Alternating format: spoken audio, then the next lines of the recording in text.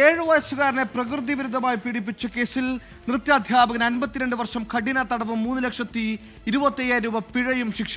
കൊല്ലം തുളസിമുക്ക് സ്വദേശി സുനിൽ കുമാറിനെയാണ് തിരുവനന്തപുരം അതിവേഗ സ്പെഷ്യൽ കോടതി ശിക്ഷിച്ചത്.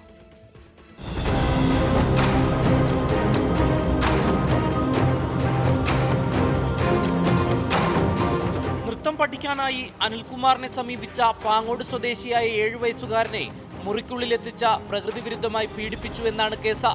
അനിൽകുമാർ കുറ്റക്കാരനാണെന്ന് കണ്ടെത്തിയതിനെ തുടർന്ന് 52 വർഷം കഠിന തടവും 3,25,000 രൂപ പിഴയും കോടതി ശിക്ഷ വിധിച്ചു. തിരുവനന്തപുരം അതിവേഗ സ്പെഷ്യൽ കോടതി ജഡ്ജ് അഞ്ജു മീര ബിർളയുടേതാണ് വിധി. അധ്യാപകൻ എന്ന നിലയിൽ കുട്ടികൾ നൽകിയ വിശ്വാസത്തെയാണ് പ്രതി നഷ്ടപ്പെടുത്തിയതെന്ന് വിധിന്യായത്തിൽ പറയുന്നു.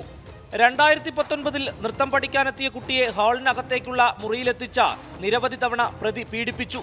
നൃത്തം പഠിക്കാൻ പോകുന്നില്ലെന്ന് വീട്ടുകാരോട് പറഞ്ഞെങ്കിലും വീട്ടുകാർ മടിയാണെന്ന് കരുതി വീണ്ടും പറഞ്ഞയച്ചു. പ്രതിയുടെ ഭീഷണി കാരണം കുട്ടി പീഡനവിവരം പുറത്തു പറഞ്ഞില്ല. അനുജനെയും കൂടെ നൃത്ത പഠനത്തിന് വിടാൻ വീട്ടുകാർ ഒരുങ്ങിയപ്പോഴാണ് കുട്ടി പീഡനവിവരം പുറത്തു പറഞ്ഞത്. തുടർന്ന് രക്ഷകർത്താക്കൾ പോലീസിൽ വിവരമറിയിക്കുകയായിരുന്നു. പ്രോസിക്യൂഷനു വേണ്ടി special public prosecutor RS Vijay Mohan ഹാജരായി. 24 തിരുവനന്തപുരം.